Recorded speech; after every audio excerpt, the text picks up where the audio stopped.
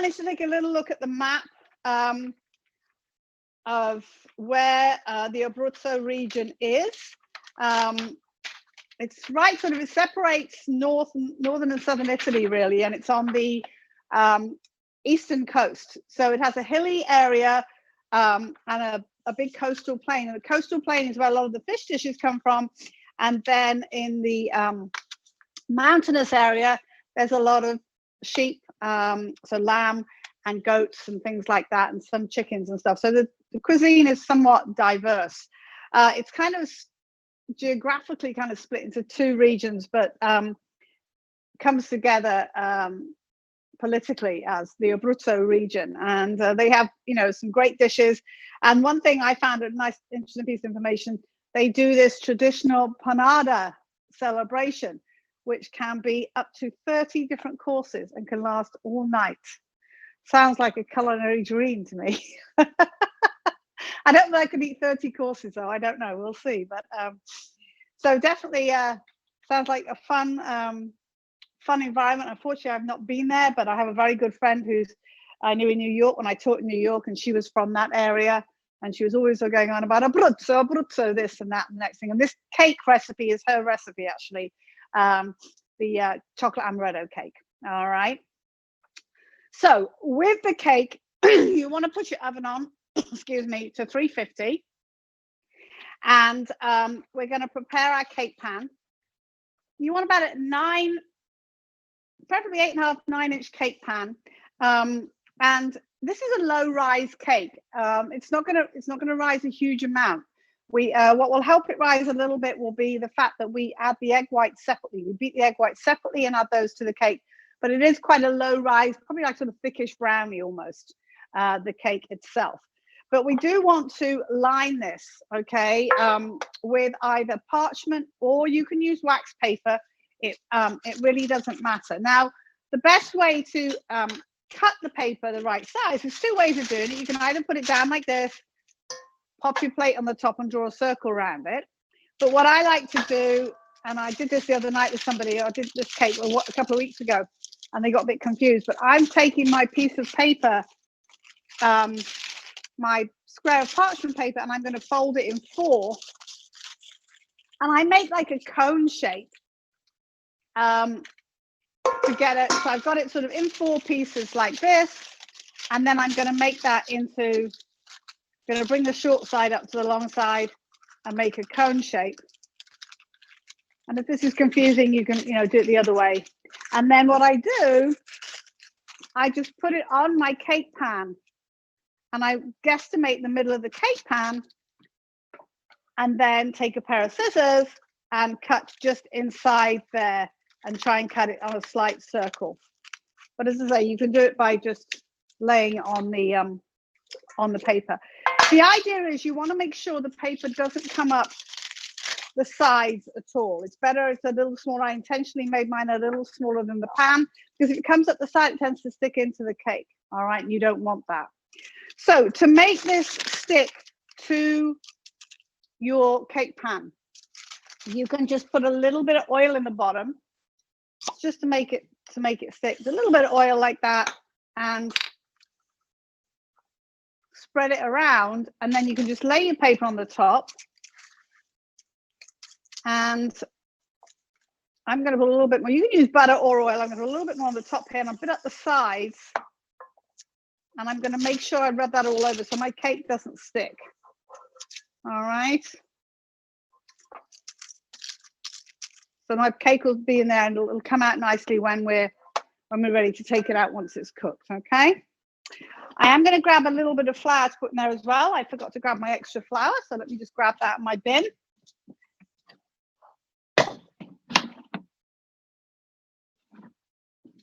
I have a 50-pound bin of flour that I keep in my kitchen at the moment. So a little bit of flour in there as well, in your cake pan like this, and then tap it around and get it to go up the sides as well, because the sides will tend to stick. Now, you don't want to leave all that extra flour in there.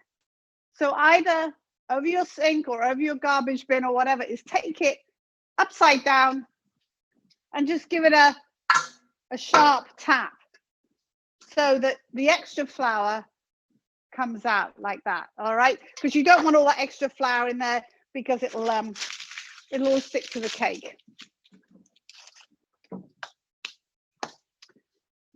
So that's ready for when we put our cake in. Now, our ingredients for this, we have our chocolate, our amaretti cookies, which I've already broken. In fact, some of mine were broken in the bag, so I just crunched them up a little bit. I have my eggs. We're going to separate those. The amarettini and my confection sugar and my jelly are for the decoration on the top, so I'm going to put those to one side. And then I have my flour and my sugar and my orange liqueur right here. Okay, so what we want to do, we want to separate our eggs. Now we're going to use three egg whites, 4 egg yolks.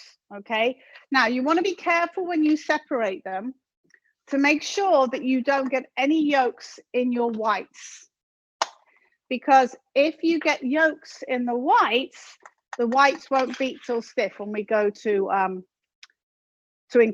beat them up. All right, so I usually use like a 2-bowl method so that I have yolks in one bowl, whites in the other, and I make sure that they don't mix together. So I don't like to use the shells to separate my whites. I'd rather use my hand because your hand is softer and you're less likely to break your yolk. So I'm carefully broken the egg and I'm separating by gently moving the yolk from one hand to the other. All right, so I've got my whites in here and I'm going to put my 1 yolk in there, and then I'm going to do the same with my second egg. Oop.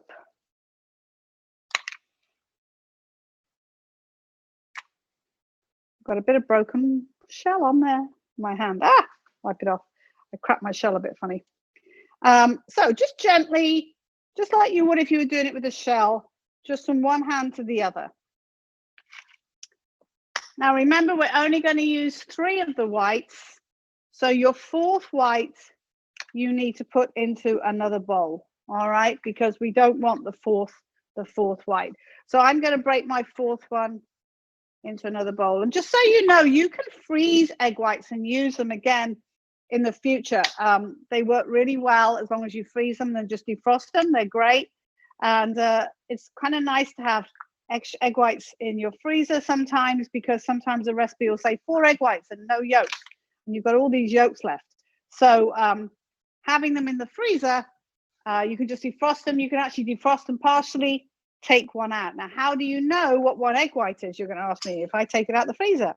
Well, with a standard egg, 1 standard large egg is 3 tablespoons of filling, 2 tablespoons of white, and 1 tablespoon of yolk. So if you I freeze this 1 egg white, and I've got some other egg whites in my freezer, I'm going to add it to it. When I defrost it, I just, per egg white that I need, I take out 2 tablespoons of white. It's kind of important to know that if you're going to freeze them, a number of them together. All right, so 1 egg white, standard egg white, 2 tablespoons if you freeze them. So we are going to chop up our amaretti and our chocolate. I've got to put it down here. And you want to do this either in a food processor or a blender. Whatever you have works fine, all right?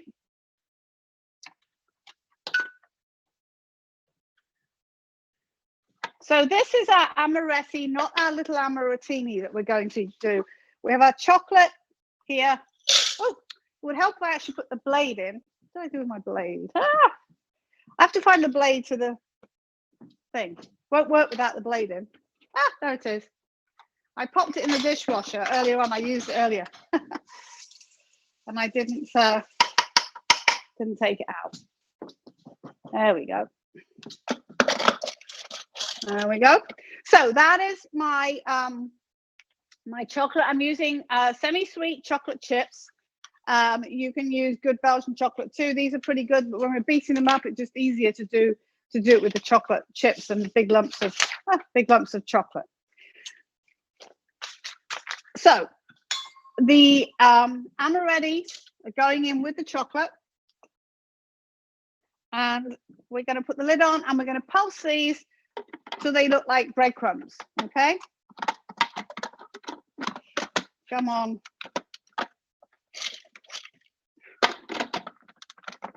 I can get my darn thing to do it. What's going on here? all right. I don't know why I think what it was, I put my blade in after I put the chocolate in. I think some of the chocolate chips got stuck underneath. Yes, there they are. So we get those out and do it the proper way. There we go. There. That's better. it wasn't down far enough, so it wouldn't look. There we go. So finely ground, okay?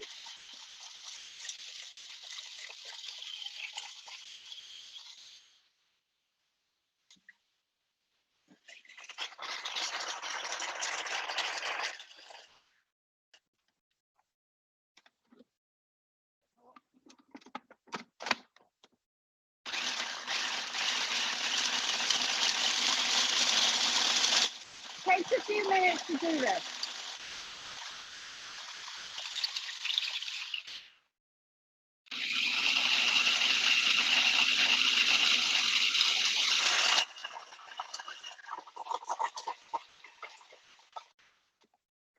Just want to make sure those chocolate chips are broken up into smallish pieces. Okay, I think I'm good.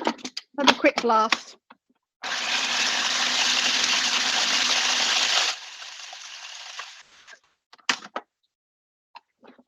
So it should look like fine breadcrumbs. All right, it's just kind of grainy mixture. Okay. All right. Move this guy out the way. All right. So now you want a mixer. A hand mixer is fine, or a KitchenAid type mixer works really well as well. Whatever you have to mix this all together. So now what I've done, I've softened my butter a little bit. I found that the best way to soften my butter is not to put it on the regular thing in the microwave, but to put it on defrost and just put it in for like 20, 30 seconds, because then it softens it. Whereas if you put it on the regular heat, it starts to really melt, and you don't want that. But you do want it fairly soft, particularly when it's a cold evening or if your kitchen's cold. And my kitchen is pretty cold. So I like to get my butter sort of soft and pliable before I start. So I am going to open up my mixer here. Now for this part, if you're using a KitchenAid type mixer, you want the flat paddle. If you've just got a hand mixer, then use the attachment it comes with. But if you're using this on a mixer, you want to use what we call the paddle. All right. So I'm putting that on. 2/3 of a cup of butter, which is about 11.5 tablespoons of butter. So a stick and about 2.5 tablespoons as well. All right. And that is going to go into your mixer along with your sugar. How much sugar do I say? I've forgotten. 2/3 of a cup of sugar as well. All right. So 2/3 of a cup of sugar as well go into your mixer.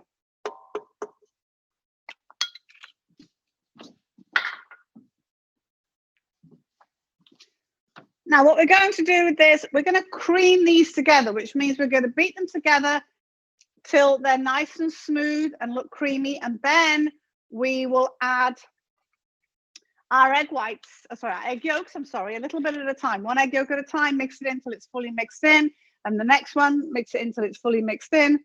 And then add, and then beat it for about 4 minutes. All right, so it's nice and well blended and fluffy. So I'm going to start it fairly slow.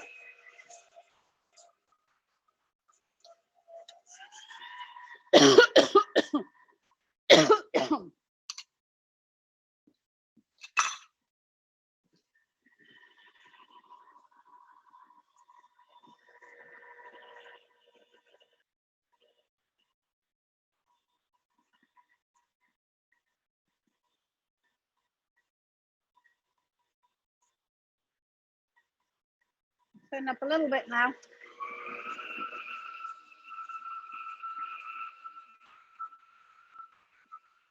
I'm going to put this on the overhead so you guys can see.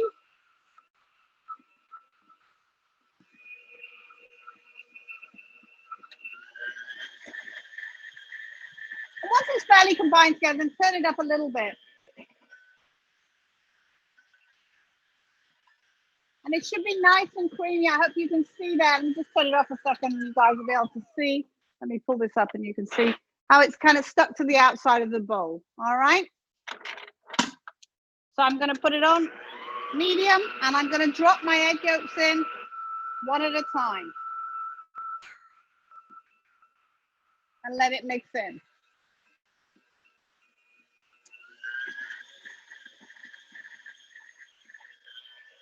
Until it's all mixed in, and then you can put a second one in.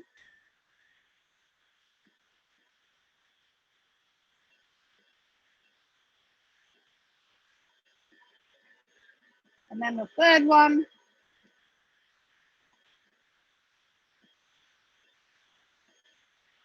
And then my last egg. And then I'm gonna let this mix together for about 4 minutes.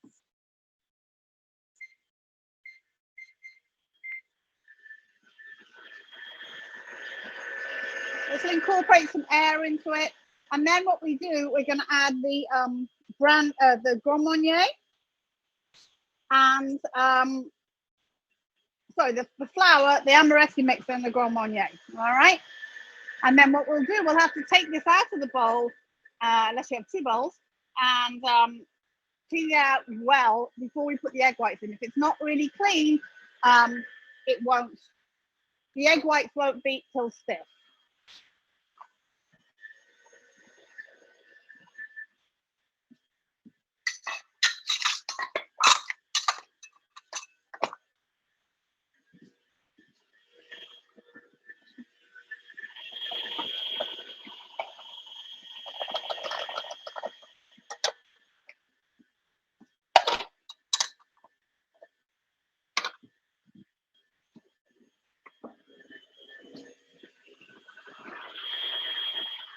I'm just going to tip my chocolate mixture into a bowl. It will just make it a little easier to add.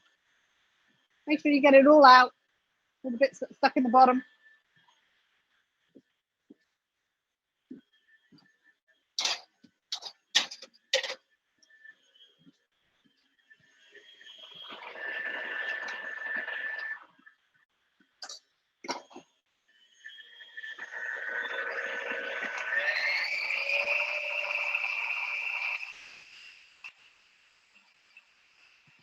Just incorporate some air into it.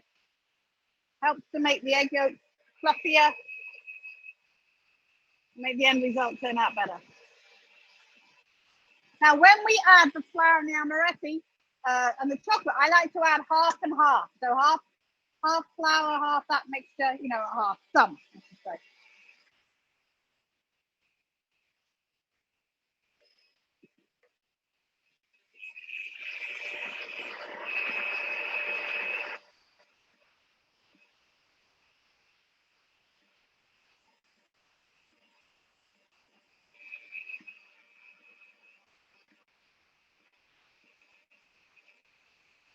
You should see it getting paler in color as well as it beats.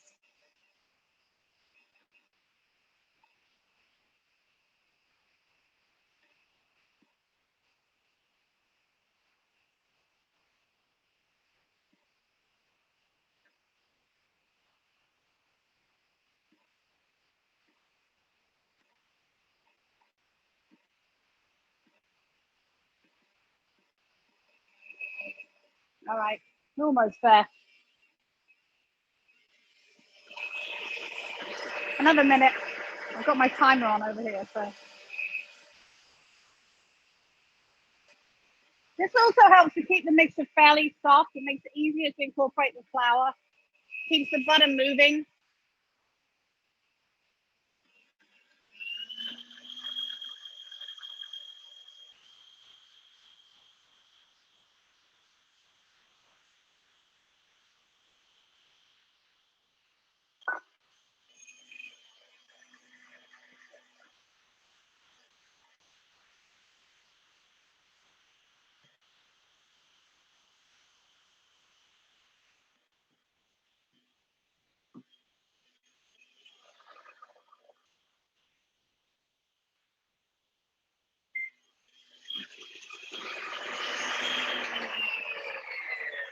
Okay, now that's 4 minutes. When you add your flour mixture, you want to keep the speed fairly low, otherwise it's all going to shoot up all over the place.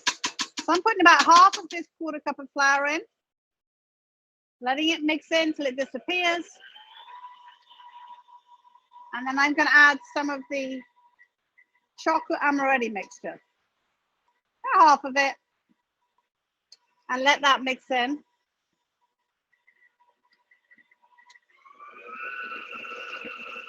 Now you want to make sure this mixes in evenly, obviously. And then a bit more flour will ask for your flour. And then I'm going to slowly drizzle in the rest of the chocolate mixture and make sure I get it all out the bottom. I don't want to waste any. There we go. Now it's probably a good idea to stop your machine if you're using a mixer like this. To stop the bowl. And take your spatula and push down the sides, because the colder butter around the outside may not have mixed in.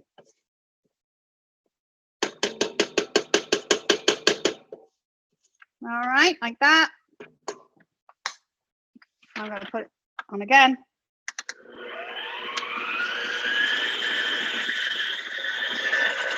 And then I'm going to add my 2 tablespoons of orange liqueur.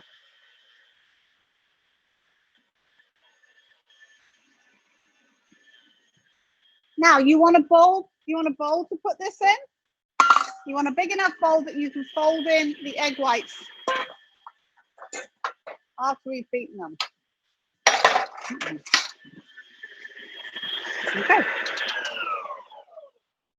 So I assume you probably have to wash your bowl too.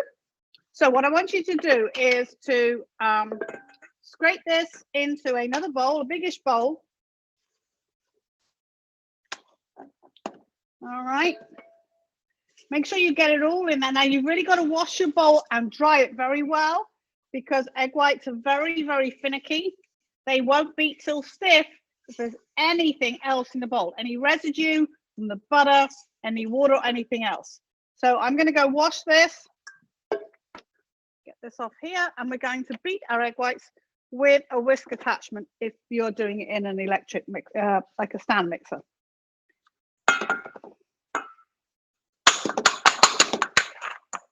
I could just lick all of this right now, but I'm not going to. All right, so I've got that in a separate bowl, and I'm just going to give my bowl a good wash.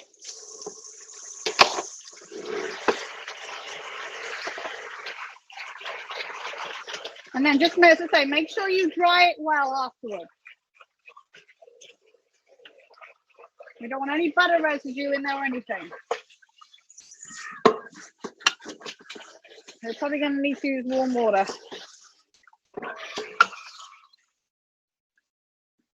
All right.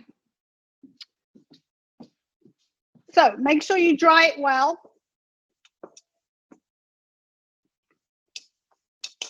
Now, as I say, if you're using a stand mixer like this, you want to use the whisk attachment. If you're just using a hand one, then you're going to be using a whisk attachment. Anyway, no. So you want to put your 3 eggs, egg whites, I should say, into the bowl. And you're going to beat these until they're stiff. How do you know they're stiff? You could turn the bowl upside down over your head and the eggs won't fall out. I wouldn't advise you do that, but that's an indication that the egg whites are nice and stiff, okay? So you start it fairly slow and then turn it up a little bit.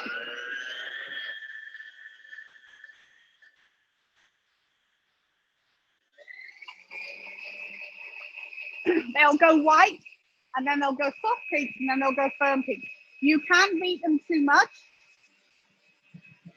So you want to keep an eye on, don't sort of wander off and go and take a phone call or something else in between, because if they get too stiff, they look kind of dry, and they won't fold in properly to the chocolate mixture.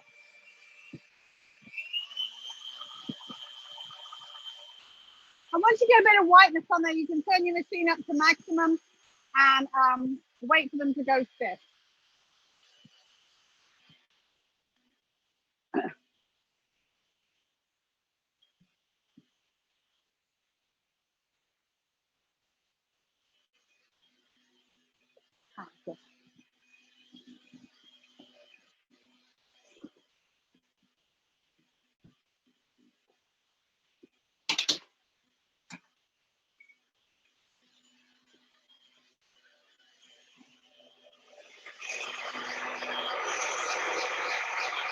So you can probably see mine are starting to go white in there, but they're still very, very soft, okay?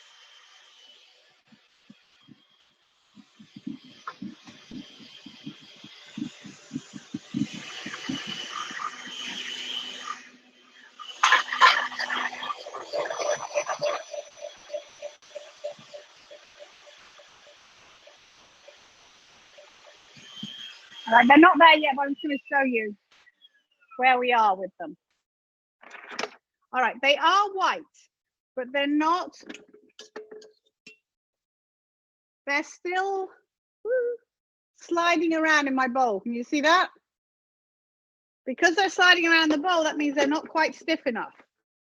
Basically, you should be able to tip that bowl and they shouldn't move, but they're getting there.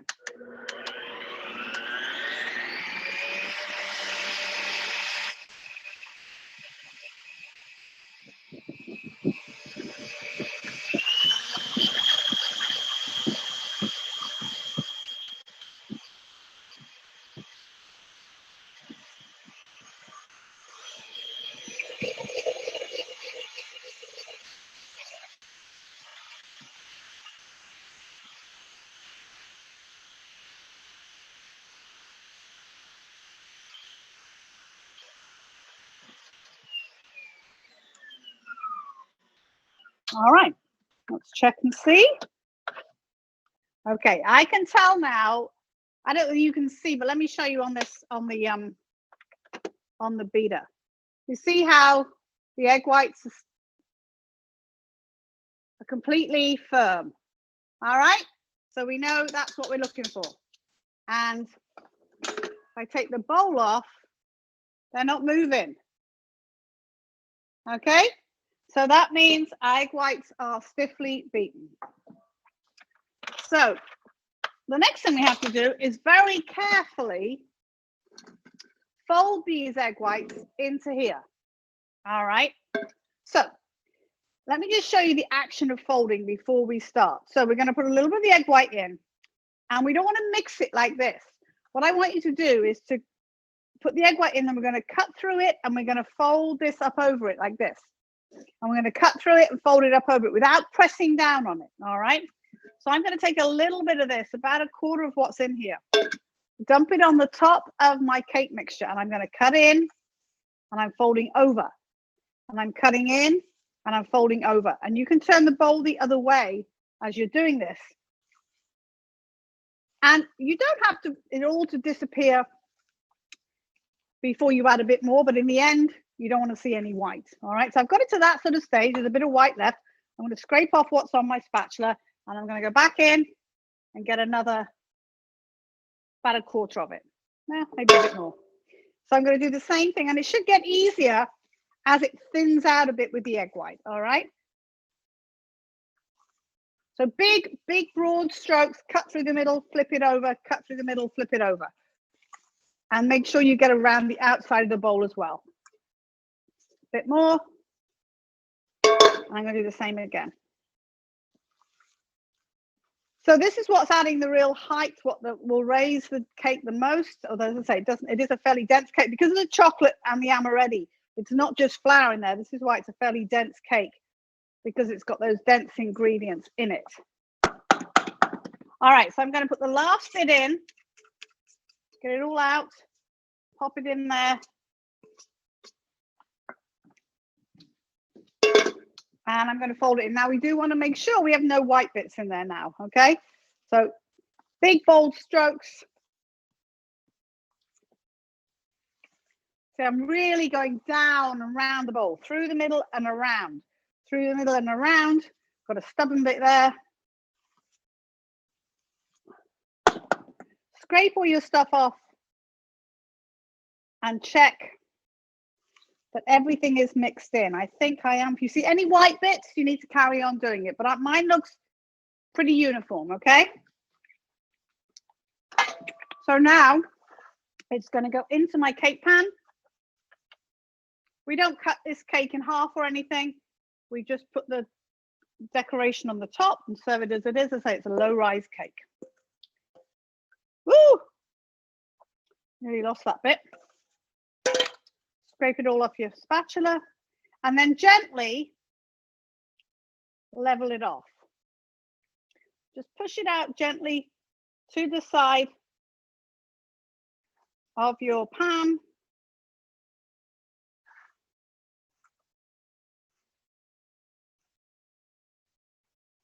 Pushing it out gently without patting it down too much, but making sure I get it out to the side and it's fairly even. And also what I want you to do, get it fairly even first. All right. And then what I want you to do is to make a little, I just need to flatten this out a wee bit more. It's a bit, not quite as risen on this side. I want you to make a little slight dip in the middle. All right. That will prevent it from rising up too much in the middle, which it tends to. And run your knife around the top.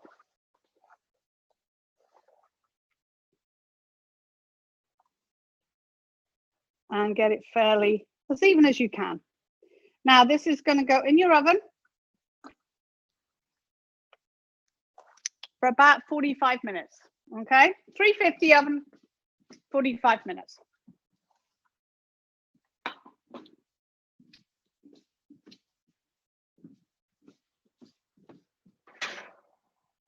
I would suggest maybe you set your oven for 40 minutes and then check it. Middle of the oven.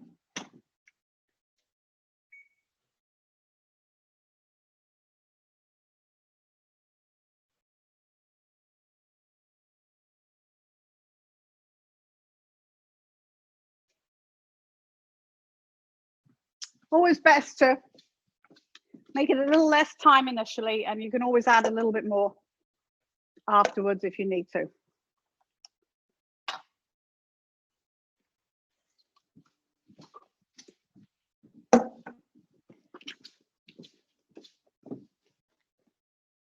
All right, go back to me. Take a look at my chopping board. Oops, hold on. There we go. Okay, so 40 minutes in the oven. All right. Probably the trickiest part of the evening is doing the cake. All right. So let's look at our lovely fish stew.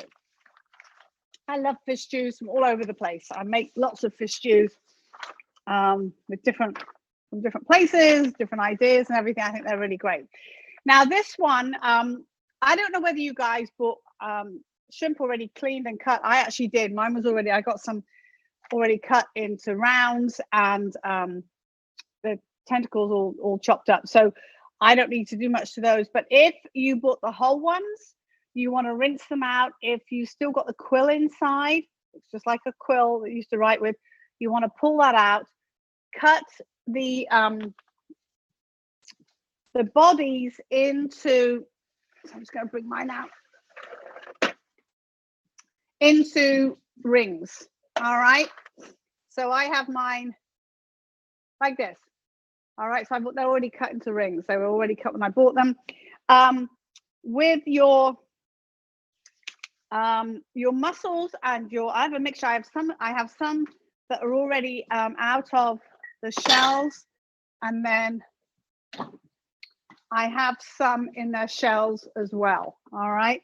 Now, when you buy shellfish, mussels, clams, oysters, you really got to keep them. Oh, this little guy was eating the bag. You've really got to, you should buy them, use them the day you buy them or the next day, because they're very perishable. When you get them home, put them in ice water, which is what I did with these. They came in a little mesh bag. Finally, Giant Eagle put them in mesh bags, not plastic bags, thank goodness, because the poor little things would die in a plastic bag. But keep them covered with ice water until you're going to use them, and use them with ideally within 24 to 36 hours. Okay, so I say I have some of these, and then I actually had a few of these in the freezer. These are clams and mussels that are out of their shells. So I'm going to use those as well.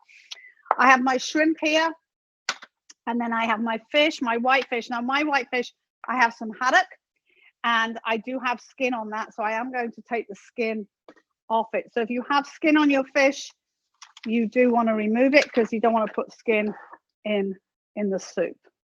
So I'll just show you this. Oh, actually this is coming right off. Oh, good. Sometimes it doesn't tear right off, but as these are smallish pieces, I cut it in pieces, it should come off. If you're, I'll just show you with this tail piece. It's kind of, this is the way that you skin fish. Imagine this is a whole fish. You take the tail end, you take your knife and just cut it into the flesh. And then you hold your knife. I'm holding my knife at about a 45-degree angle, and I'm holding on to that tail skin, and I'm pushing my knife against the chopping board at a 45-degree angle, and the skin will come off into in one piece, ideally. All right. But if you've got it already skinned, that's fine. That works just as well. And, you know, to be quite honest, you can use, if you don't like mussels, you don't use mussels. If you don't like shrimp, don't use shrimp. If you don't, you know, use the white fish you like. I think with all seafood, this traditionally is with these ingredients, but it could be any fish. I like salmon in my fish stews as well. I think they're great. I like mussels. I personally am not a huge fan of clams. I'm going to use them tonight, but they're not my favorite thing. So with your white fish, you also want to cut this into little chunks, all right? Nothing, kind of 1-inch chunks, all right? And I know we're doing a relatively small amount tonight. This seems like a very small amount of fish stew to be doing, but that's why we have a little bit of everything. The worst thing with a fish soup is to overcook your fish, all right? So I have my mussels, and I have to say some in the shells, a few extra ones I had there. I have my trimmed calamari, my squid. Now, these are the tail pieces. If you prefer not to use them, that's fine, but they do add a lot of good flavor, and you can cut those into pieces as well. And then I have my shrimp here as well. Excuse me. So our fish is hopefully all prepared. The other ingredients we have: fresh basil, olive oil, sugar, fish stock or clam juice, tomatoes, garlic, tomato paste, a little bit of hot pepper, some oregano, some wine, and some oil. And then I have parsley in my thing here, and I have basil right here. So let's just look at the recipe as to what we're going to do. So we are going to take this recipe up to number 5, which is the first one on the second page of paper. So we're going to, as I say, we've pretty much got all our fish prepared, I hope. If not, I'll give you time to do that. Now, with the shrimp, I'm going to dry the shrimp, sprinkle them with some pepper and a little bit of salt, and whatever pan you're going to cook this in. I mean, you're not going to need a huge big. I'm using about 3-quart pot. All right, you just need enough to get everything in there, and that should be big enough. So I'm going to put a little bit of oil in here, and I'm going to sear my shrimp real quick. Now you want the oil to be hot. Sear them just till they get a tiny bit of color, and then take them out. All right, because we don't want to overcook them. And then we're just going to put them in a bowl. Then to this, we're going to add our garlic, our chili flakes, and our oregano. And we're going to stir those till they're golden brown. And then we add wine and bring it to a boil, and then we add the clams. But what I do want to start off doing, let's get our garlic chopped. All right. You want to mince up your garlic. Let me just wipe this from my shrimp here, or my fish. So I have 2 small cloves here, so I'm going to use both of them. Now, if you have them and they're in the skins, best way to de-skin them, put a knife on top, give them a sharp tap like that, and then the skins should crack and you should be able to get them off. Occasionally they stick and they won't come off, but usually the outsides will come off when you do that. And you can add a bit more garlic if you want to. I'm a big garlic fan, so things can really never be too garlicky for me. All right, so now when we mince our garlic, all right, you do not need a garlic press. Totally unnecessary. Much easier just to mince it up with a knife. So when you mince, flat of your hand on the front of your knife, the back part of your knife rotates over whatever you're mincing. Now, if you're doing a lot of garlic, I'm not going to worry now, but if you're doing a lot of garlic and it's sticking to your knife, then you can put a bit of salt with it. That will help to prevent it sticking to your knife a bit. Nice and small, because you don't want lumps of garlic. Nobody wants to bite on a whole chunk of garlic.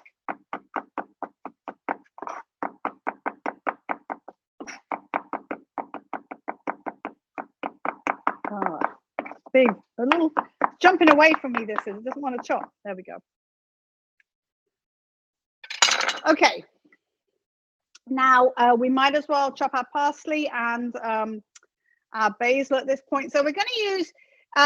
We've got about 1.5 teaspoons of parsley that goes into the dish, and then we're going to do another teaspoon. This is 1 fresh parsley, should be 1 teaspoon.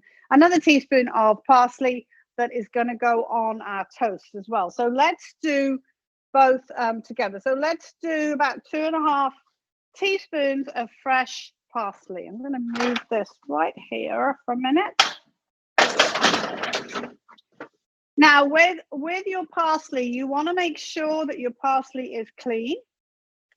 If you haven't washed it, I did wash this, but if you haven't washed it, you should wash it and dry it well, all right, with paper towel, because if it's not dry, it makes it very hard to chop up. Now, it's hard to know how much you've got, but you can always do a bit extra, it doesn't matter. I'm going to pull a little bit more out to make sure I've got plenty. There we go. I keep my parsley like this, because you may wonder why I've got it in a vase of flowers. If you keep it in like a glass jar or even a small vase and put a plastic bag over the top of it, it keeps. I've had this for at least a week, and the water keeps it fresh, and the loose bag over the top stops it drying out on top, but it doesn't get wet, so it's not lying in its own juices and getting wet. Okay. All right, so there is my parsley, and I'm going to chop this up the same way. I've probably got more here than I need. And you just take off the main stems, and then I start off by chopping it roughly like that, and then mince it the same way that I did with the garlic. And you can just put this in a separate little bowl or something and just have it ready for when we need it a bit later. Make sure you cut it nice and small. You don't want big leaves of parsley in there. Just rocking your hand backwards and forwards like that, like a little machine, will chop it up. I'm going to pop it in one of these little bowls I used earlier with the flour in. Why not?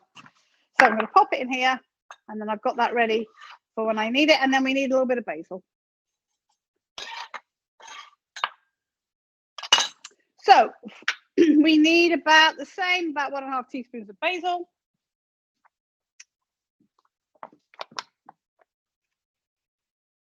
I need to dry this a bit more because I did wash this, but it's not very dry.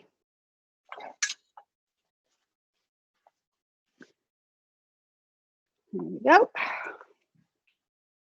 Again, about 1.5 teaspoons of basil.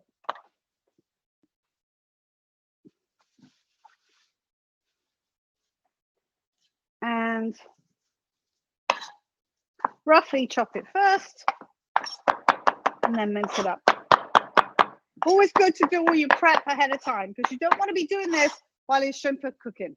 because you're going to overcook your shrimp. If you get it all ready ahead of time, you make a better job of cooking the final dish.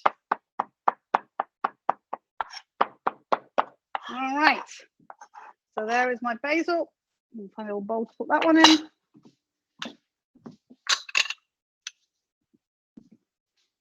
Reusing my bowls here.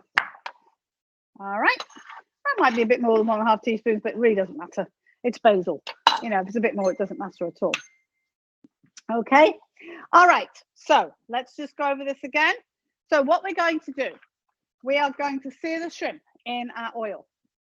So you can put your oil on. You should have about 1.5 tablespoons of oil.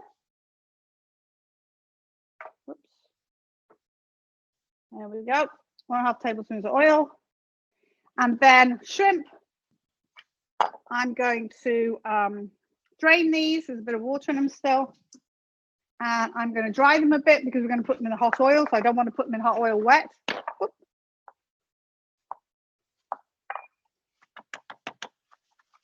And then I'm going to sprinkle with a little bit of salt and pepper. Not too much, just a bit to season them.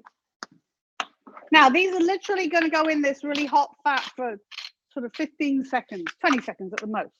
All right.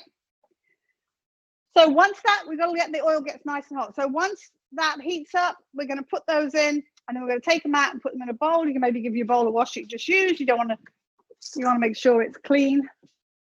And then we're going to add our garlic, our oregano, and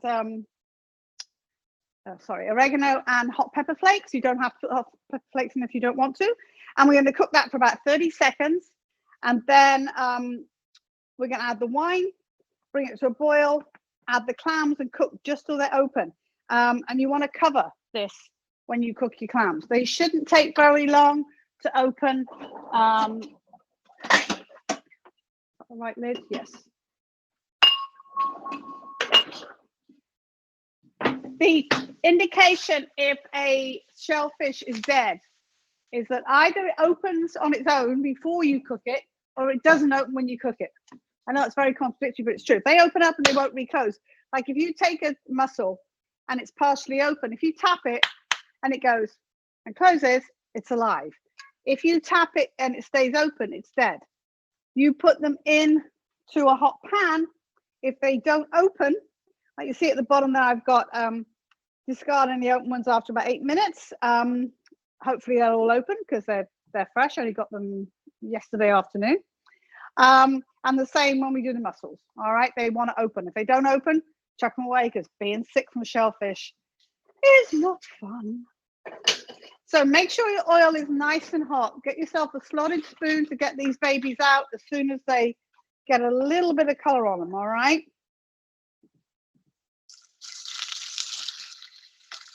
So pop them in,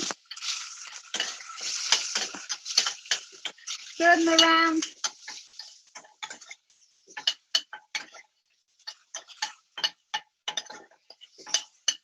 Ooh, that's myself.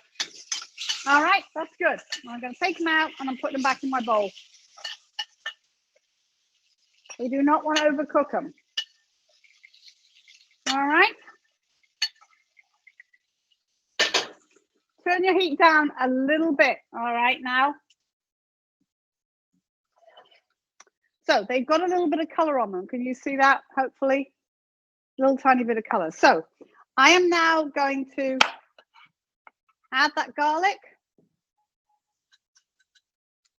and the oregano and the hot pepper flakes. And you want to let the garlic cook till it just gets a bit of color. We don't want it to burn, but it should give off a nice aroma and it should just start to color slightly. All right, which again will take about 20 to 30 seconds. That's all. And then we're going to add our wine.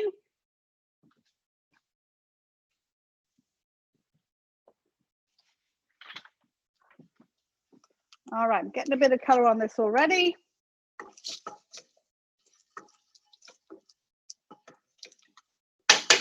All right, a little bit of color on them. So I'm going to put in my, what is it, quarter cup of wine. Woo! And then put your clams in if you have some in shells. If you don't have any in shells, then don't put them in. And put a lid on, because you don't want that all to evaporate. All right, now, so I've just put the ones in that I have in the shells, not the ones that are out of the shells, okay?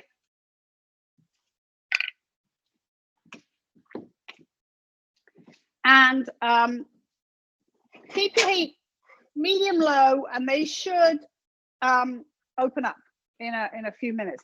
When they've opened, we are going to take them out, and then we're going to do the same with the mussels. All right, so we're going to pop those in and cook those till they open, and they can go in a bowl with the shrimp or a separate bowl.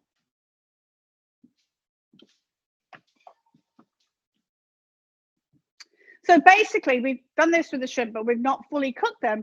So what we're going to do is do this with the rest of the shellfish, and then we're going to add our broth and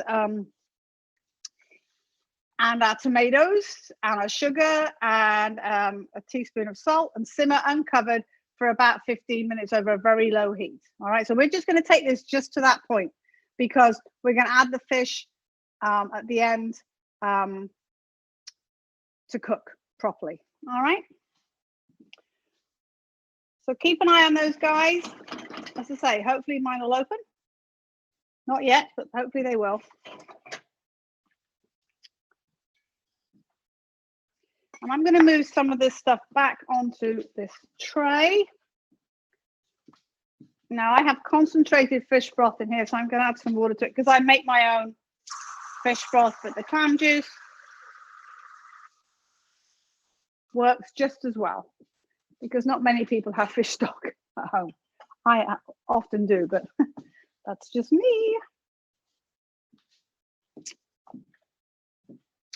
All right, so that is my olive oil for that. And yes, my fish. Put those back over there as well, out of the way. You notice we didn't cook the squid, because the squid cooks really quickly at the end, so we didn't want to cook that.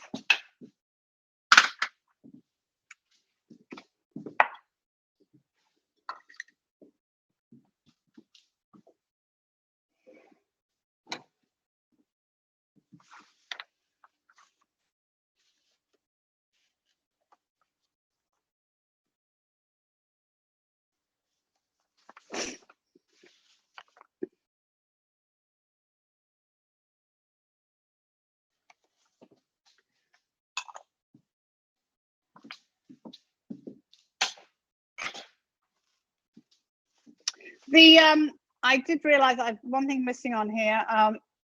I say add the tomatoes. It should say add the tomatoes, the juice, and the tomato paste, the sugar and the salt. All right, the tomato paste needs to go in as well. Come on, guys.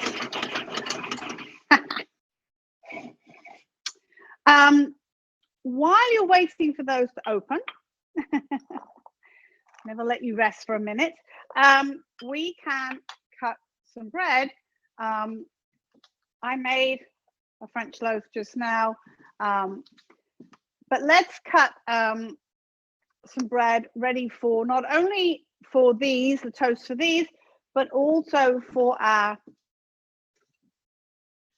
appetizer as well. All right, so I would say that you maybe want to do 4 or 6 slices for this, and maybe, depending on how big your bread is, maybe 4, 6, or 8 if it's small slices for the bruschetta as well. It's up to you. I say 6 to 8 slices. My bread is pretty thick, so I might only do 4 or 5 of these into slices. So I'm just going to cut it. I'm going to cut the end piece off, and then you want to cut your slices about 1/2 inch thick, all right, for both of these things. And we're going to toast these shortly, so we can cut these, put them on a cookie sheet, and we'll deal with those in a minute.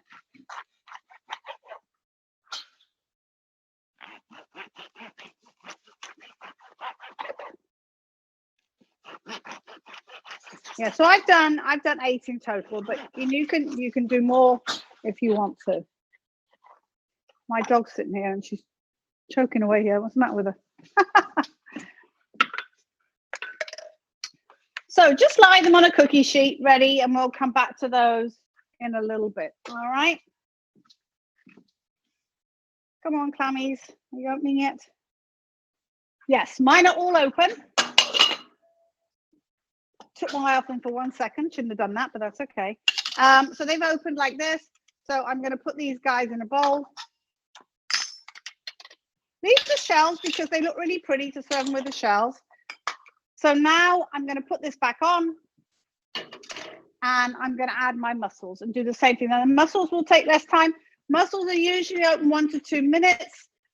If they're small, maybe only a minute. Mine are quite small. So I'm going to assume they're going to open pretty quickly. All right. If you cook them any longer, they're rubbery. You don't want them rubbery.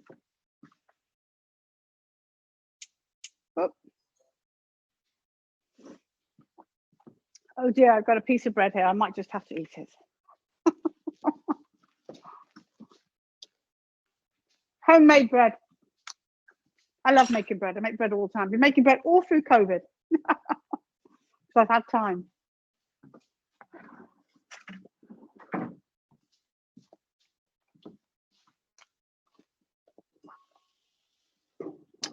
Also, if you see one of these open, take it out.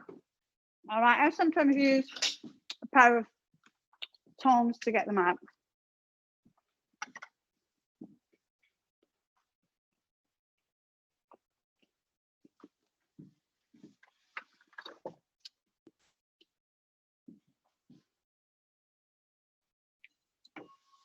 Yep, mine are open. See how quick that was? Right, 1, 2, we've got 4 of these. Okay, so these are going to sit to one side with the other stuff. Okay, so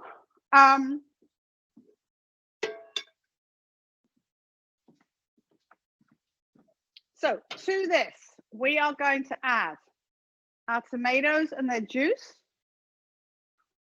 All right. Our broth. A little bit of sugar. Sugar in Italian dishes. Often when I make my sauce, I often put sugar in because I think it needs it. Because sometimes the tomatoes are sharp, they need sugar. About a tablespoon of tomato paste and about a teaspoon of salt and a little bit of pepper. And I think that's everything. Let's see. Yes.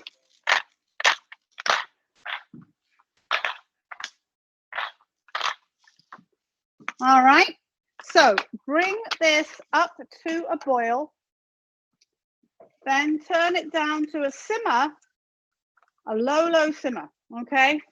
Because we want this to cook but not evaporate too much. Now, I know I say uncovered, but because we're making a relatively small amount, what I'm going to strongly suggest you do is partially cover. So put your lid partially on, partially off. Because when you've got a small amount, sometimes you get a bit too much evaporation. All right, but do bring it to a boil first, and then we'll turn it down to a simmer.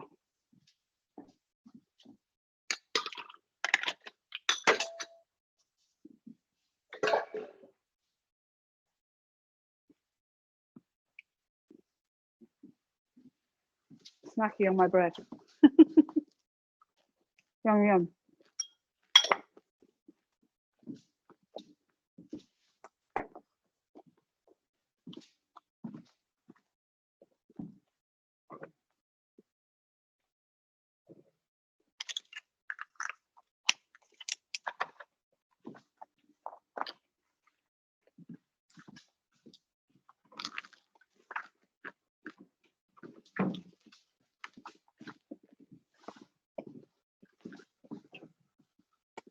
Okay, I'm going to gentle boil. I'm going to put it to the back of my stove here and turn it down to a low simmer. And as I say, partially cover it. I can always boil it off a little bit more afterwards if I need to. Okay.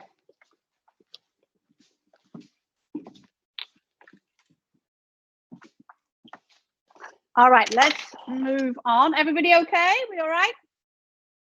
Thumbs up.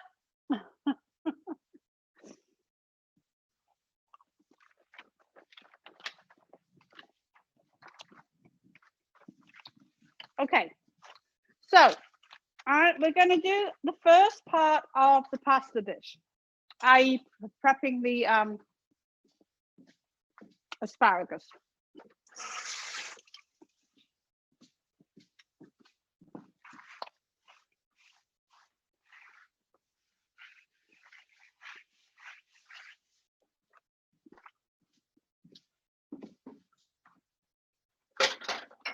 All right, you're going to want to rinse your food processor bowl or your blender bowl for this.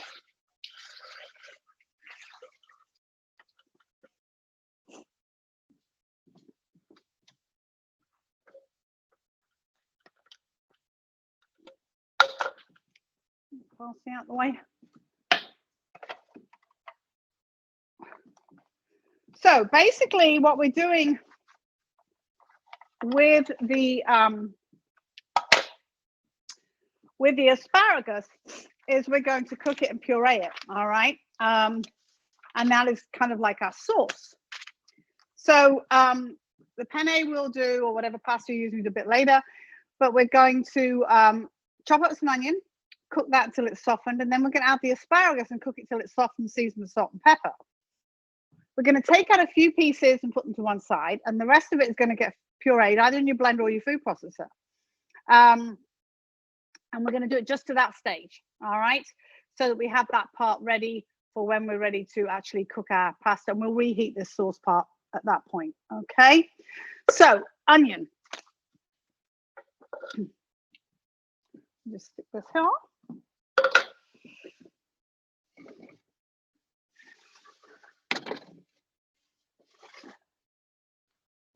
So with about a cup of asparagus, I've probably got a bit too much here. Actually, I'm going to take a couple of these out, I think. So I'm only making it for 2 of us. So with your asparagus, cut off the white part at the end, the woody bit like that, and then cut these in kind of half, 3/4 of an inch pieces, all right? You want about a cup, doesn't have to be exact, okay? And then with our onion, we're going to use half a medium onion. So I'm going to show you how to, best way to cut an onion, if you don't already know. With onions, it's very important that you cut onions evenly so that they cook evenly, all right? If you cut big chunks and little chunks, it's going to cut unevenly and you're going to end up with some overcooked, burnt, some undercooked, all right? So if you do them and cut them evenly, so I'm trying to turn my thing back on. My mouse tends to go to sleep. Where are we? Come on, here we go. You want to cut them evenly. So here is, I just wanted to get it over there. Okay, so you take your onion. You cut it from stem to root this way, like that. Cut off the stem end, not the root end, the stem end. Cut across it, pull off the brown stuff. All right. Easy so far, huh? Whoop. Now, this is the good bit. All right, so this is my stem right here. Oh, this, my left hand is right here. Move it over here a bit. So what I'm going to do, I'm going to make a series of cuts all around my onion like this. So what I'm doing, I'm putting my knife in about 1/4 inch from that root. I'm not cutting the root, but I've got the point of the knife in right there, and I'm going to stick it down till it hits the chopping board, and then I'm going to bring my knife forward. And then I'm going to go right next to it about a 1/4 inch apart, and I'm going to do the same thing. And I'm going to do this all around the onion, following the contour of the onion this way, not up and down like this, because you'll have thick pieces on the side. You want to go round, following the shape of the onion as much as you can. All right, and then do the same on the other side. Hold it together with your fingers, okay? See, I'm following it around. Now, I've cut down all the way through it, so my onion now is separated, but it's still attached to that end, all right? So then I can take my bigger knife, and then I can just cut my slices, even size slices this way as much as possible, and then your pieces will be pretty much even sizes, okay? And you can come and chop the end bits as well, so that all your onion is pretty much chopped up the same, okay?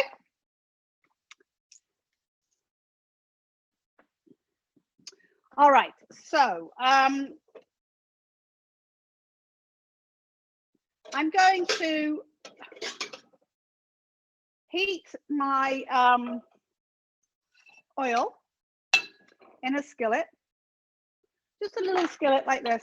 I've just got a regular skillet.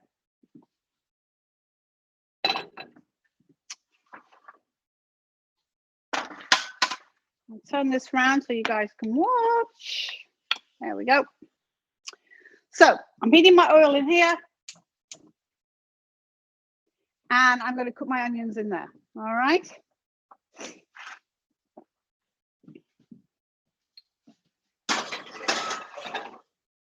Again, make sure you get your oil fairly hot, not really hot, but medium hot, okay?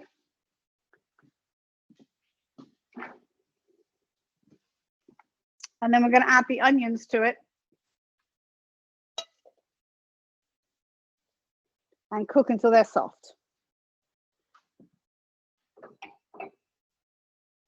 Okay, I'm going to put my onions in. Cook them on fairly gentle heat, won't get them soft, and then I'm going to put the all the asparagus in as well.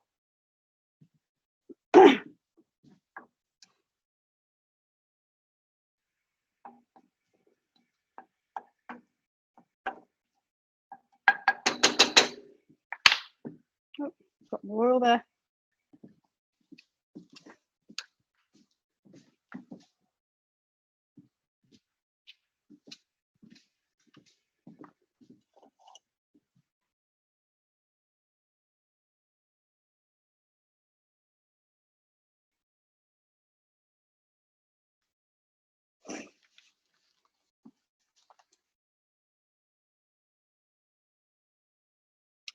Now, your little bit of saffron, if you manage to get soft saffron, you want to put that in some warm water. It can be tap heat water. Just get it nice and hot. Force it hot. This will soften it up, so that when we add it, just a couple of tablespoons should be fine.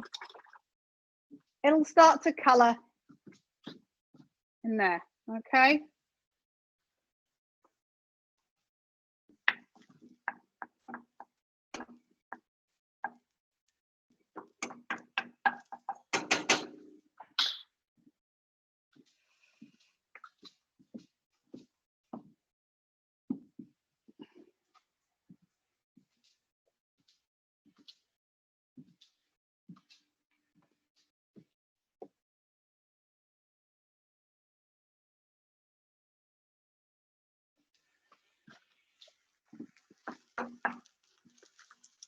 So they're starting to soften up already. They're getting there.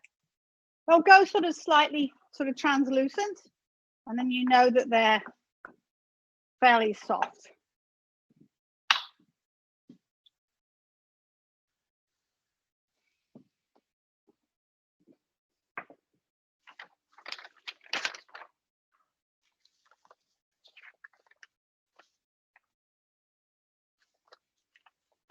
And I do apologize. I realized in this recipe I said use 6 liters of water. You don't need 6 liters of water. Not when you're making about 3 times as much. You just need probably half a large pot of water. All right, so my onions are looking fairly soft. So now I'm going to add my asparagus.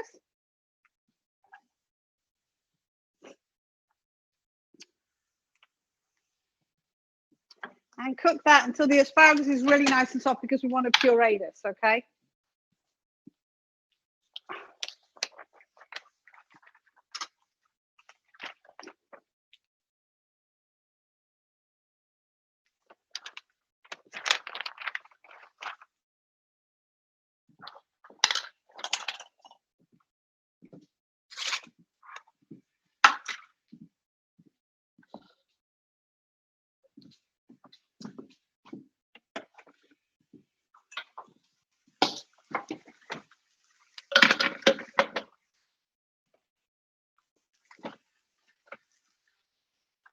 Sorry, I've got my food processor in the way. Let me move it out of the way a bit. There we go.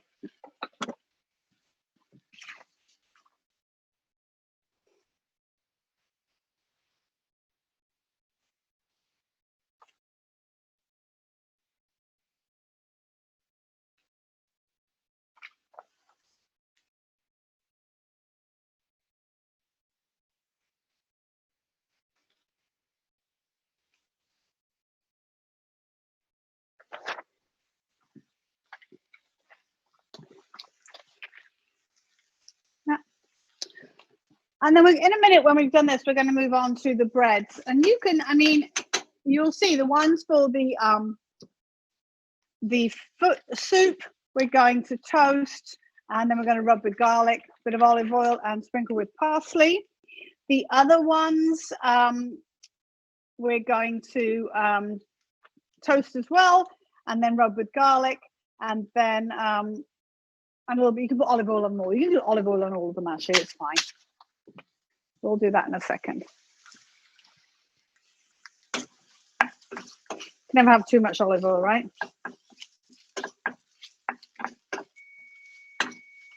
That is my cake. I'm going to test it.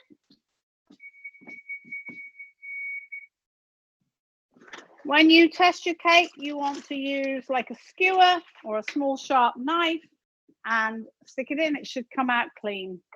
As I say, remember, I only put mine on for 40 minutes so that I could check it and see. Yes, it's done. Because I have a 9.5-inch cake pan here, so it's cooked pretty quickly. I'll show you under here. Skewer comes out clean.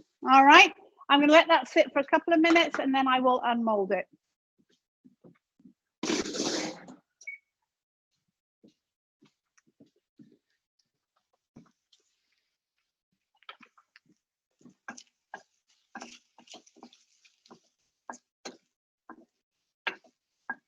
Yeah, make sure this is nice and soft. All right. So if you're all right with doing double whammy here, let's toast our bread slices just under your broiler. All right.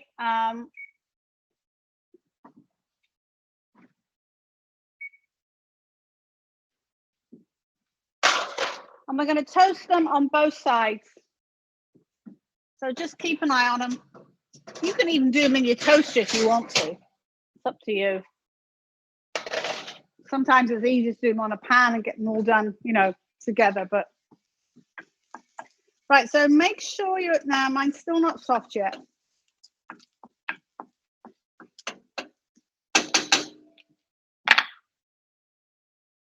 And then we're going to do that parsley, some of the parsley we used.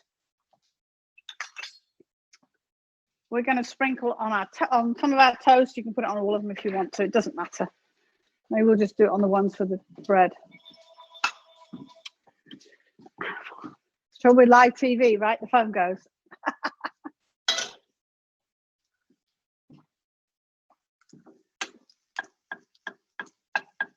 You're not sure if your asparagus is cooked, take a piece out. No, still got a little crunch to it.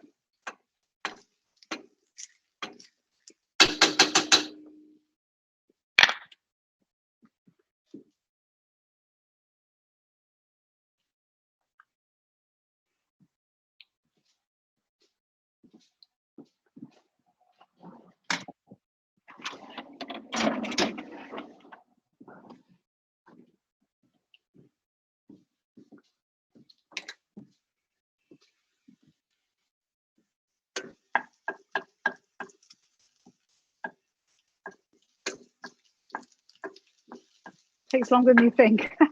The tips are probably nice and soft. My tips are nice and soft. We're getting there. The others are still a little crunch there.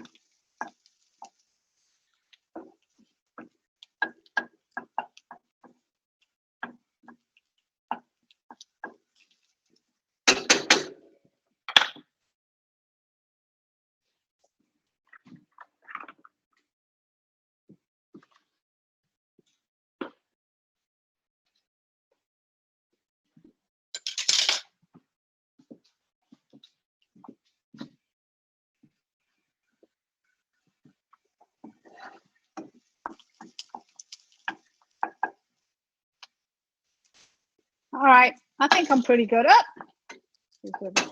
Okay, so I'm going to turn this off, and then I'm going to put these into the food processor. I can get to the plug. There we go. Put the blade in this time. It usually works better when I've got the blade in.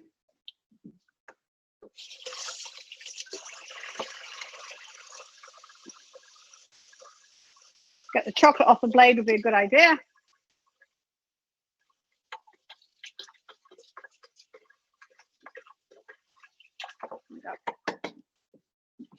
So we want to puree this in here. So I'm going to scrape it in. Probably easier. The small amount I'm doing, probably a blender would work even better actually, but as I've got this out now, I'll use this.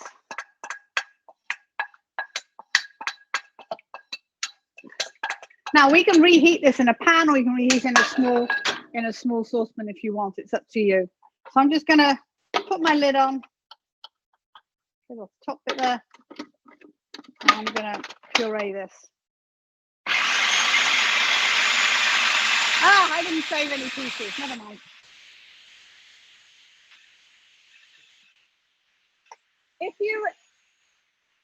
If you remember, guys, to save some, I've got some extra asparagus there. I can actually just saute to, or I can just broil. I forgot to save pieces to go on the top. I'll put some in with the pasta maybe. So push it down.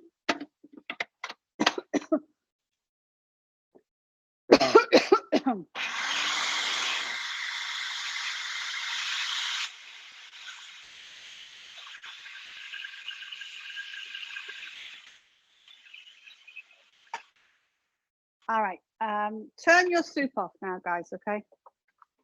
Woo! I'm gonna burn my bread. I'm all right. Don't forget your toast. Oh, mine are just okay. There we go, turn them over. There we go. So check and make sure it's nicely pureed. A bit more.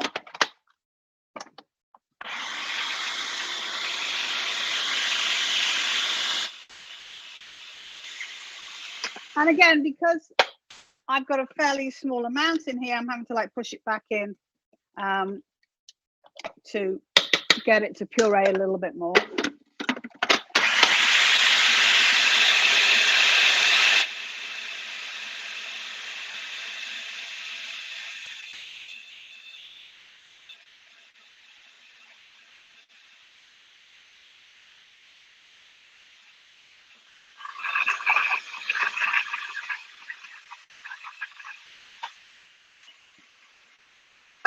Okay. So pretty finely pureed. Can you see that? Sorry. There we go. We'll do this the wrong way. Okay. I'm going to leave it in here for now. I will reheat it in a small pan or something before we need it. Okay. All right. So let's look. My toasts are done. All right. Beautifully toasted. Now, the trick is here. We are going to rub these. Again, you can put garlic. You can put garlic on all. Sorry, you can put oil on all of them if you want, or just on some. I am going to brush a little bit of oil on half of these. All right, just a little bit. Turn this one. A little bit of oil on half of them. All right, on 4 of them. And then I'm going to take my clove of garlic and then just cut it in half. And then rub it on all of them. All right. Now the ones, you just check your recipe. The ones for the bruschetta, we're just going to sprinkle with a little bit of olive oil. A little bit of salt and pepper. All right, so those are the ones. Just going to put a little bit. I'm going to put oil on all of them. Oil on the rest of them as well. And then a little bit of salt and pepper on these. And then the other ones, I'm going to put a little bit of parsley on. All right, so this is just, you'll see on the recipe, it's just a bit, you know, it doesn't matter. You can do them both the same. It really doesn't matter. All right, like that. So they're ready for when we need those. These are going to be for the seafood. These are going to be for our bruschetta. Now, let's get our cake out because we do want it to cool. All right. So what I want you to do is to take a small knife. I'm going to rinse mine. I think I cut onion with this just now. Now, with your cake, take your knife, run it around the outside of the cake first, all around the outside, pushing against the edge of the cake pan. This will just make sure that it's not stuck to your cake pan. All right. And then take a cooling rack, put it on upside down, and turn your cake upside down, say a little prayer, and hopefully it will come out. All right, just like that. Oh, got a tiny bit caught in that corner. And then very carefully peel your paper off. Don't rip it off because you may take some of the cake with it. You've got a little spot that wasn't well oiled or floured. All right.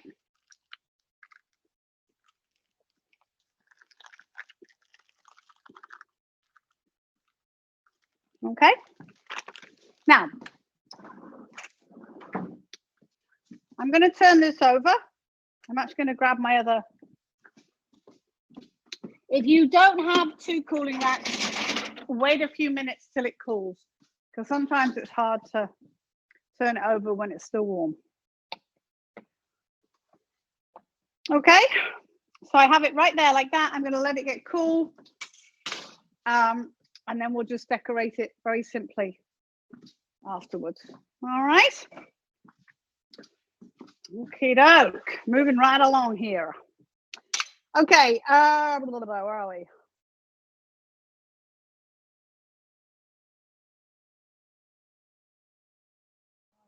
so your saffron, you want to drain it and just add it to that, to your asparagus mixture. But all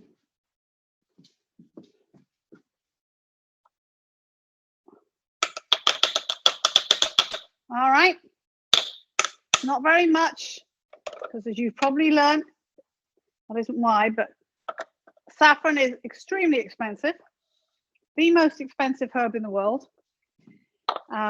About $700-800 a pound, I think, something like that. I don't know the current market value, but I know it's very expensive because it has to be hand harvested, hand picked. Not that it's expensive to grow, it's expensive to harvest.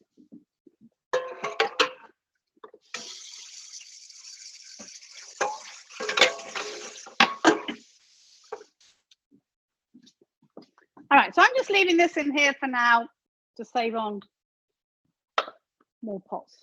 Okay. All right, so we've done our asparagus as much as we can. We will cook the pasta in a little bit. Next, what have I got on my list next? I'll read my list now. We are going to now do, what have I got here? Oh, yes. We're going to make the tomato basil mixture to go on the bruschetta. All right. So I'm actually using some little tomatoes because they were really pretty. Doesn't matter. You could use 2 big ones. I've got about 8 or 9 little small ones that I got at Aldi's, actually. So I'm going to chop those up. All right. So I think there's a typo on here. There's a few typos on here. So we want to cut the tomatoes into cubes, put them in a bowl, and we're going to combine with salt, pepper, and garlic and some basil. All right, so dead easy. So smallish cubes. So if you've got big tomatoes, you're going to be cutting them in more cubes than me.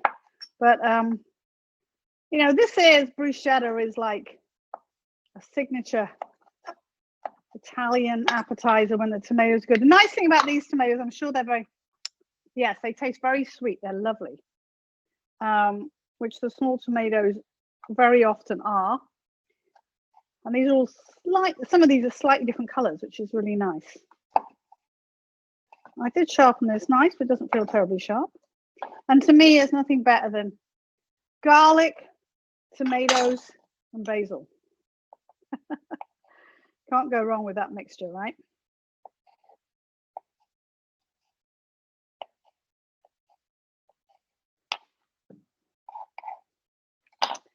And the garlic we're going to mince up as well. And then a little more basil. So about half a cup, I think I say, but it depends on how many tomatoes you're doing. And they does need to be well seasoned. Salt is the friend of tomatoes, particularly when the tomatoes aren't great.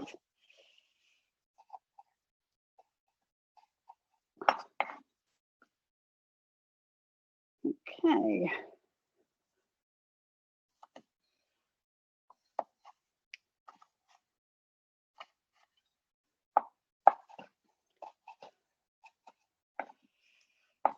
Go one more. They smell really great, these tomatoes. They're wonderful. All right, so the seeds and everything in there, because it tastes really good. All right, so I think I say 2 cloves of garlic. I have one very large one there, so I think I might just use one. The other one was really for us to do on our bread, which we already did. So however much garlic you're using, we're going to mince it up the same. So cut it first, then mince it really fine. I am going to put a tiny bit of salt with this because I wanted some salt in here anyway. So that'll help me chop my garlic a little easier.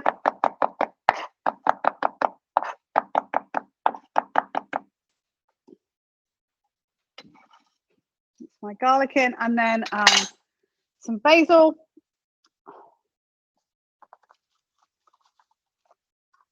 About half a cup of basil, half a cup before you start chopping it up. But, you know, if you're a little short, don't worry about it. It doesn't have to be exact. I have some more over there actually, but this will probably, with the amount of tomatoes I've got here, this is probably going to be good. You can also store basil the same way that I had that parsley, and I do that if I have some left over, because it does wilt very easily in those silly packets that they come in, those clamshell packets.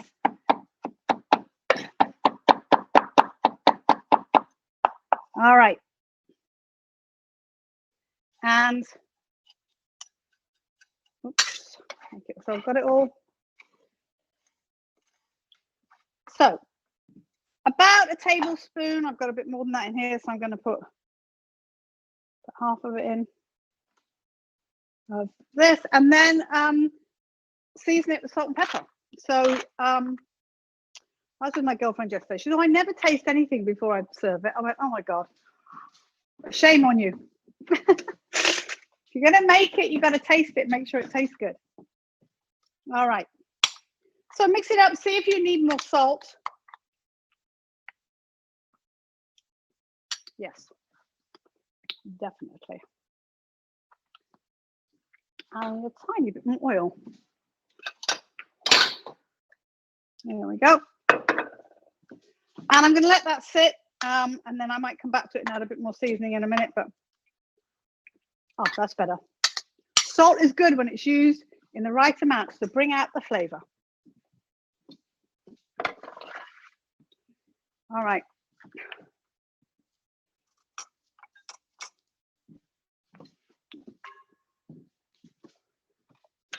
Okay. So sit that to one side.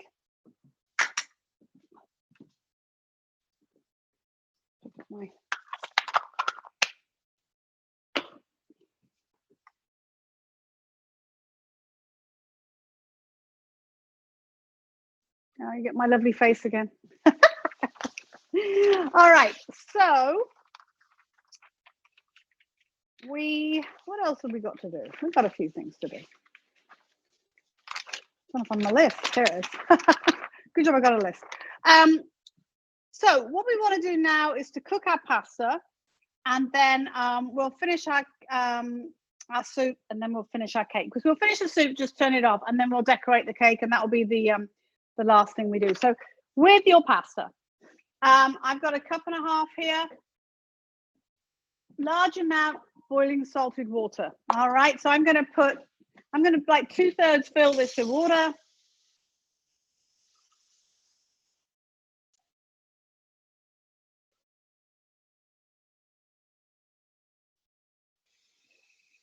You always want to make sure you've got enough water to cover your pasta well by 2 or 3 inches, so that it doesn't stick together. Now I've probably got about 1.25 quarts, so I'm going to put in about 1.5 teaspoons of salt. All right, and I'm going to bring this to a boil.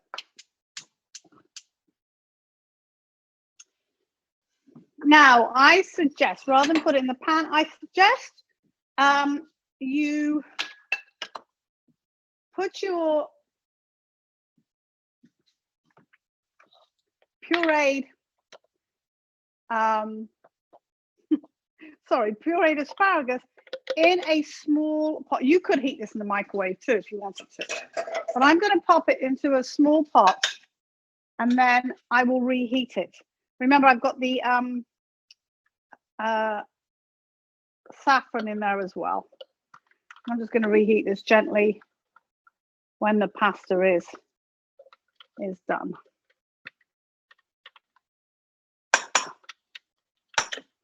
Get it all out of here.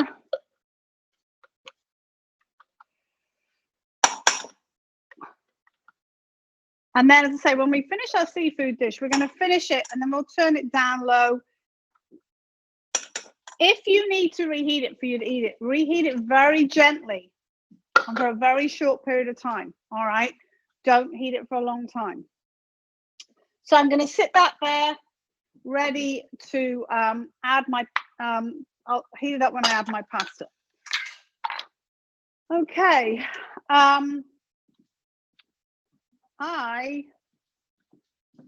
as I added all my asparagus to the puree, I'm going to blanch this in a little bit of boiling salted water to go on the top.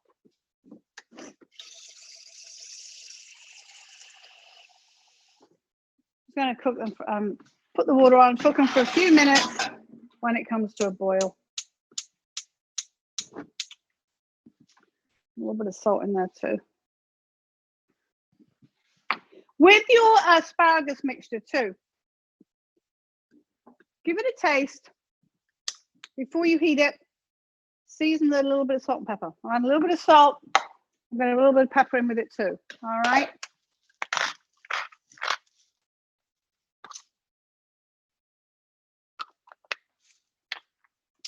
And that's ready for me. Heat that up.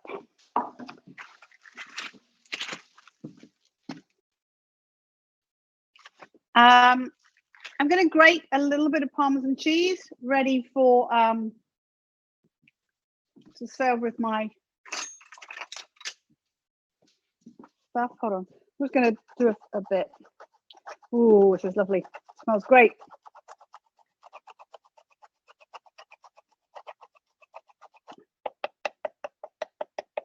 Oh, perfect. Love Parmesan. I love fresh Parmesan when it's easy to grate like that. It's great. So that's going to go with our pasta. So I'm just going to put that in a little bowl. I'll find another little bowl somewhere.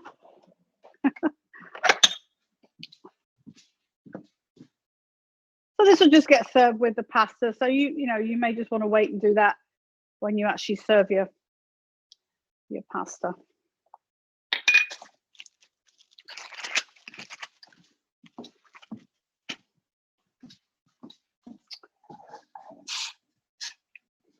All right, let's wait and get our penne cooking. And then we will finish the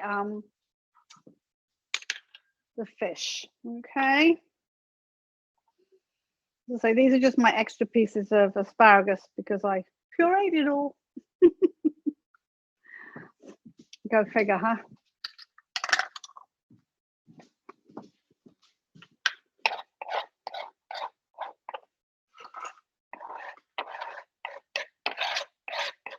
I don't want to waste any of my Parmesan cheese.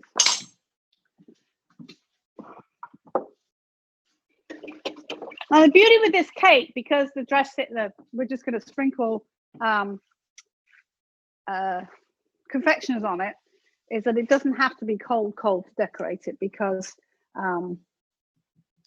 it's it's not like we're putting icing on it or something like that. All right. While we are waiting, I'm going to retest my, yeah, they're good. And then basically, I'm just going to pile little mounds of tomato mixture. You could obviously put Parmesan cheese on here as well if you want to do, onto my breads. Got a little plate to put them on. And as I say, I've just done 4 because mine are fairly big, but you can do as many as you wish. So these are the ones without the parsley on. We're going to distinguish one from the other. You want to pile it on. Don't make it look all pretty. It's meant to just be piled on the top. All right, I'm putting my little, these are my little asparagus pieces to,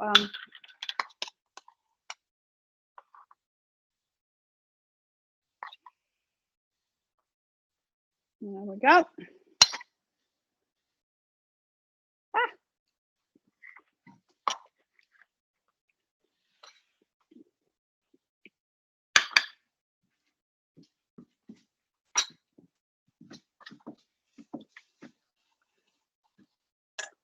All right, my water is coming to a boil. I'm going to move. I don't think I need this again. Stick it over here.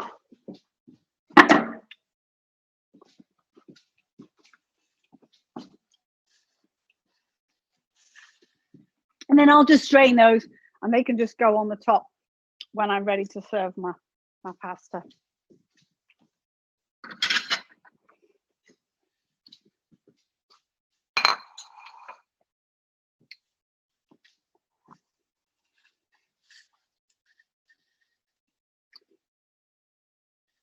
So when we cook our pasta, 12 minutes, all right, at a rolling boil.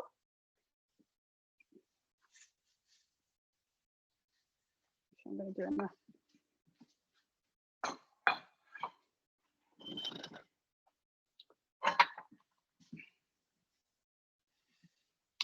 So pasta, of course, is served in Italy between appetizer and main course, typically. Very often not as a main course as we think of here most of the time.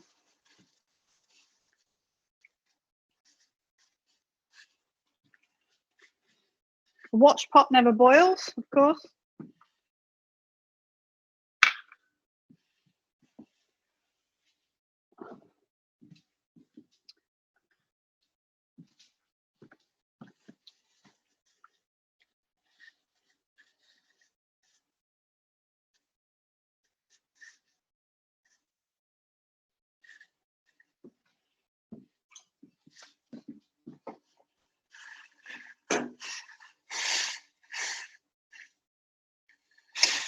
All right, I'm just going to drain my little pasta pieces out. They're wilted, they're good. No, wilted, they're soft, I should say. And I'm just keeping those to go on top of my pasta.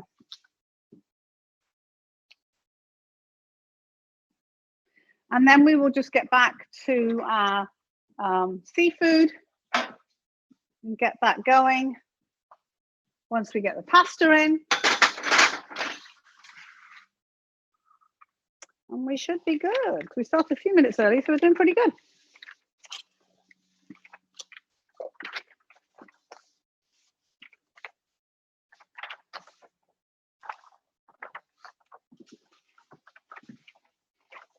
Yeah, do make sure your water's at a rolling boil before you put the pasta in, all right?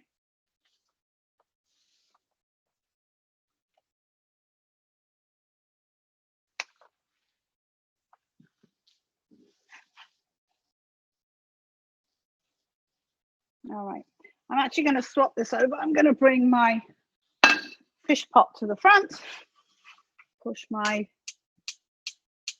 pasta pot to the back. We're going to light everything. There we go. And I'm going to throw my pasta in and put my timer on for 12 minutes. Cup and a half of pasta.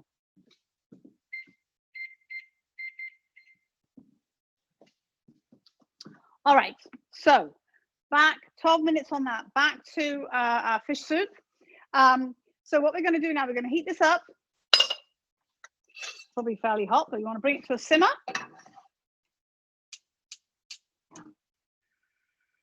And then first of all, we are going to add our white fish. So whatever white fish you use, I told you I have haddock. We're going to add that, cook it for a couple of minutes. It really won't take any longer than that. And then we're going to stir in the squid and the crustaceans of all the other, the mussels and the clams, and put those in and take it off the heat, let it rest, cover it for a minute, and then we add the basil and parsley and serve straight away. What I want you to do, I want you to turn it off and stir in the basil and parsley and turn it off, and then leave it until you're ready to eat it, but heat it very gently till it just simmers, all right? Because you don't want to overcook any of your fish, all right? It gets rubbery and chewy. That's not good. So let this come to a good simmer. You shouldn't have too much liquid in there. It's soupy, but it shouldn't be, you know, really, really watery.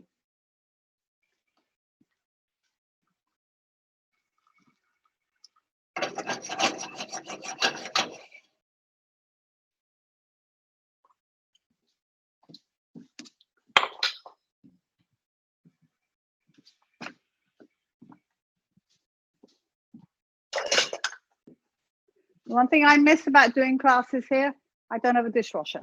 A dishwashing person, I mean. All right, so I'm going to simmer here. So I'm going to put in my white fish. All right, and I'm going to let it cook for a couple of minutes.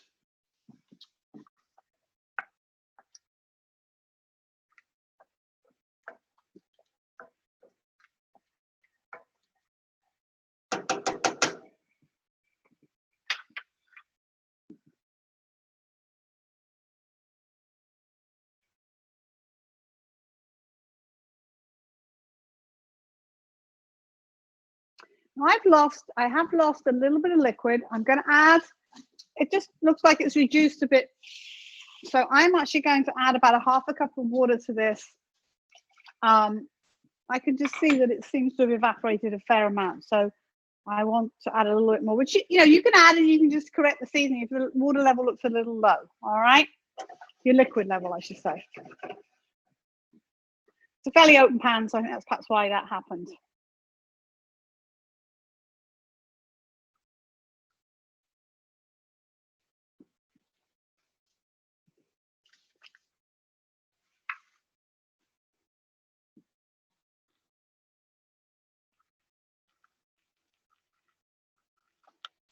All right, I'm going to find a bowl to put this in. Let's see.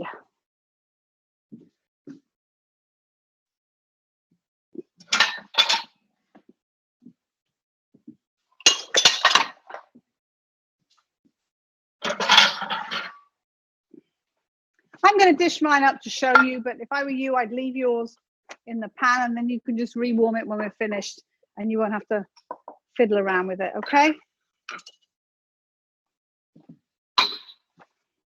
I always like to present everything at the end so we can all see what we've made and everything, and I think it's nice to do that. And I can reheat it afterwards, that's no problem.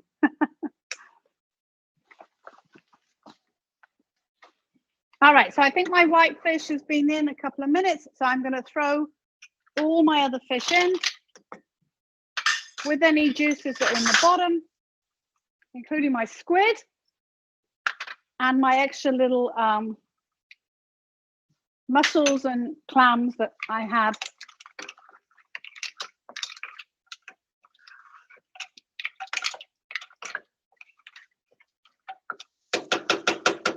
And then grab my lid. So you want to bring this back to a simmer. Get it nice and hot. And then we're just going to turn it off and put a lid on it.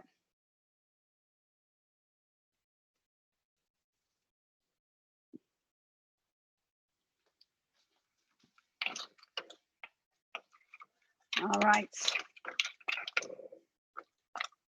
Remember that other than the squid, they were all cooked, but the squid cooks really quickly. So I'm just going to, it's bubbling again now. So I'm just going to turn it off. Put my lid on. I'm going to let it just sit over here for a minute. All right. And then I'm going to put in my my basil and my parsley and correct the seasoning.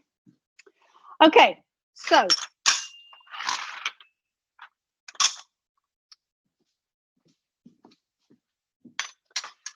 final thing we have to do is just to decorate our cake. So for this, I'm going to put this on a plate.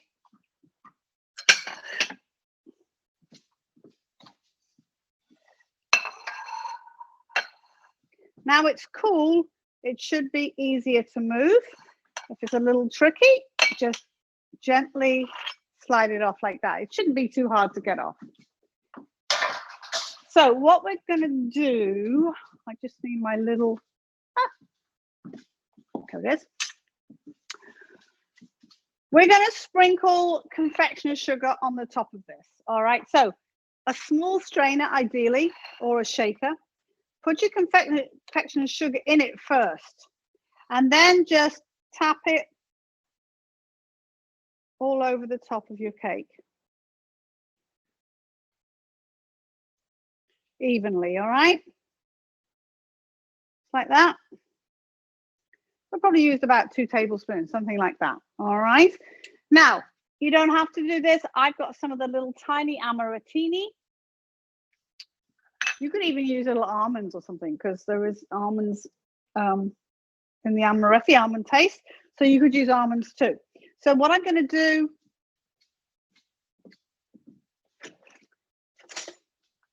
I'm going to take my tiny little baby amarettini and I'm using a little bit of apricot jam, just a little bit on the bottom like that. And I'm going to stick a couple of these on the top. You don't have to do this, but it looks kind of pretty.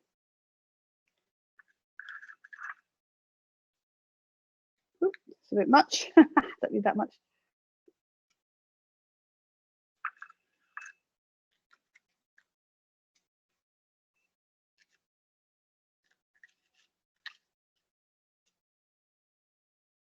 What have I got? I've got 4 more in here. 1.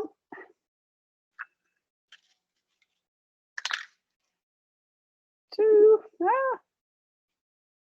You can use any jam. It's just the orange doesn't show. It won't bleed or anything into anything. So that's kind of. Another thing you can do, and I actually don't have one here. If you have a doily, paper doily, is lay the paper doily on your cake and then sprinkle the confection sugar over it. And you take it off and you've got the lovely pattern of the doily, which is kind of cute. All right, so that is our cake. All done.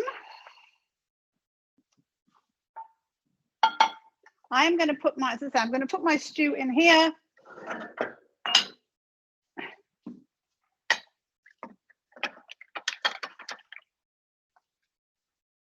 Oh, come on. A bit left in there.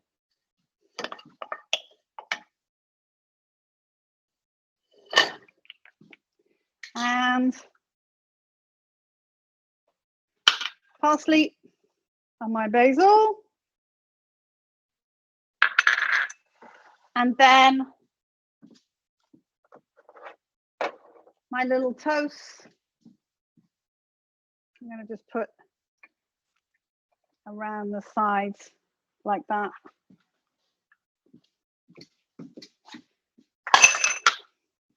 So I'm going to warm up my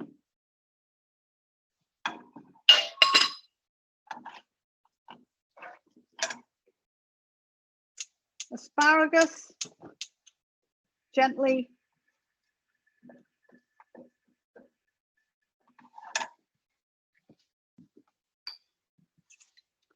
The Parmesan cheese on top of that. Just be careful because, again, we have a fairly small amount, so you just want to make sure it doesn't catch or anything.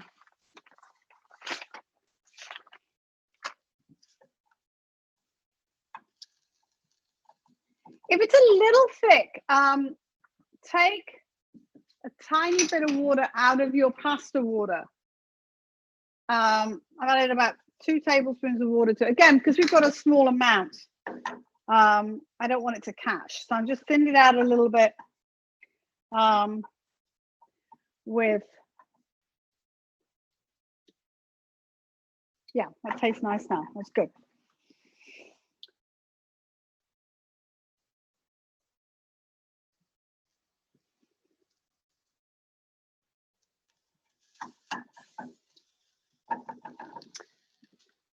And then what we're going to do with the pasta, we're going to put the pasta in a bowl and then toss it with this. So it's going to be coated with it, and I'm going to put it in a serving bowl.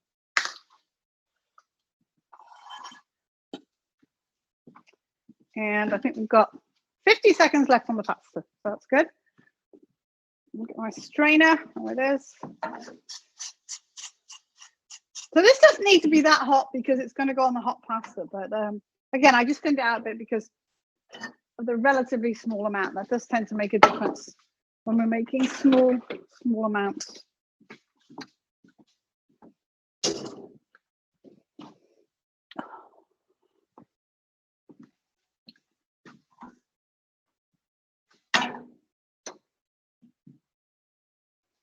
All right.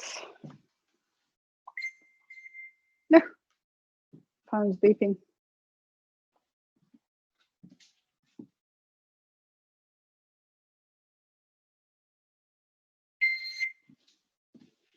All right. So drain your pasta. Pop it in a bowl. Whoops, we've got a bit left in there. I didn't realize. It's stuck. A couple of bits stuck to the bottom. Come on, out you come. There we go.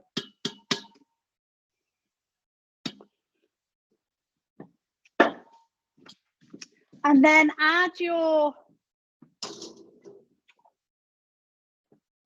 asparagus sauce to it.